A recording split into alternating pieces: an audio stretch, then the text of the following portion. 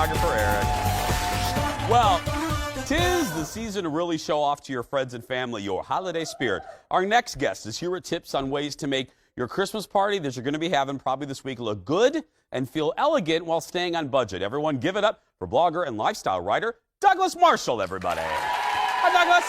Welcome back. Hi. Thanks for having me back. Thank you. Let's start with, I've used a variety of rentals before. I've had a slushy machine one time. What's your rules and tips and tricks for party rentals? Yes, I've had a slushy machine at a party, yeah. Okay. Yeah. So for me in the past, parties were chips and ranch dip and solo cups. Yeah. And my husband and I started throwing parties, and he comes from a long line of good entertainers, and he's like, we don't do that. Yeah. And But let's so, say there ain't nothing wrong with some red solo cups and nothing wrong Doritos. with solo cups. Not in my mind. I'm cheap. I like that. Yeah. But if you want to fancy it up, this is where we're going today. Yeah. So we decided to have a classy party, and I can say that because my mom's from the Bronx. Yeah.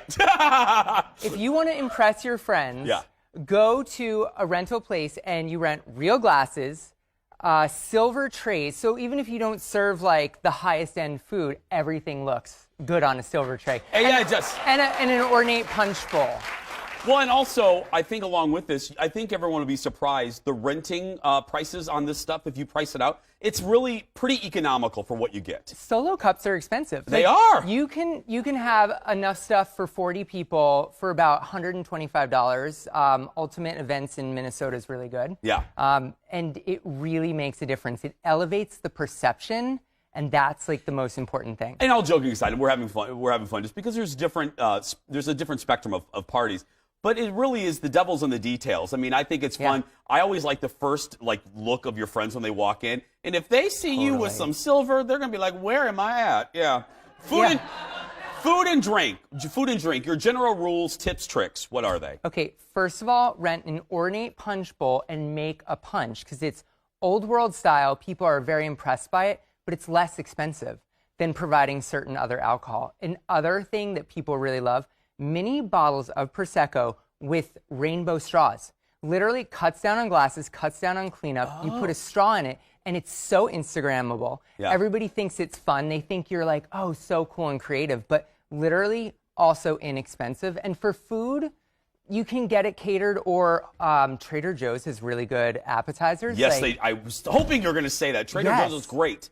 Or Costco. I'm just going to say. I just got my membership. I'm a new member of Costco. Let me tell you, this has nothing to do with parties, but go right now and get the Costco chicken pot pie. That's all I'm going to say.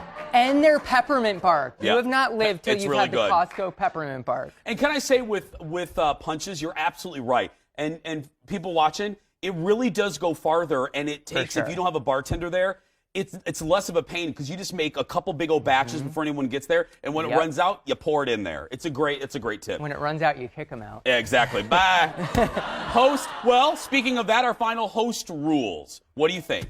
Okay, first of all, I didn't realize how much work it was until I started having bigger parties. If you're having a party and expecting to have the time of your life, don't have a party. Yeah. Because it's a lot of work. If you're having so much fun at your party, you're not being a good host.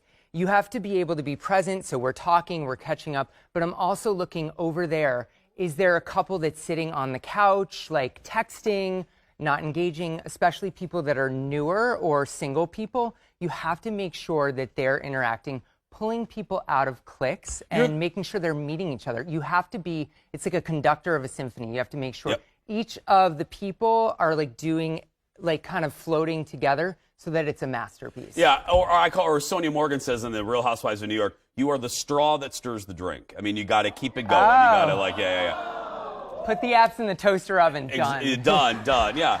I consider here. I had to make sure that Carol wasn't cold in the front row. You know what I mean? You got to take care of. You got to, She looks good. I also think too. What do you think? Also a little tip too, and again, the surprise is in actually how economical it is. Y'all go and call one of the bartending schools. For sure. Call one of the bartending schools in either Minneapolis and St. Paul. Folks, you will be surprised of how economical it is to rent a bartender for a couple hours. And going on your point of it's stressful to host a party, if you have a bartender, it takes away so much stress. And I believe, don't quote me on this, But I think I had a bartender for like $75 for about 3 hours, and it was Totally. yeah. It's cheaper than you think. Don't quote me, and I haven't had a party that big in a while, but it's a game changer. It is really, and again, your friends are like, "Who are you having a bartender?" Yeah, they think you're totally classy. Who are you throwing an open party? Lifestyle expert Douglas Marshall, everybody. Thank you. For more lifestyle advice, follow Douglas on the IG, on his Instagram. His handle, The World of Doug. And we'll post this whole segment on our Facebook page in just a little bit.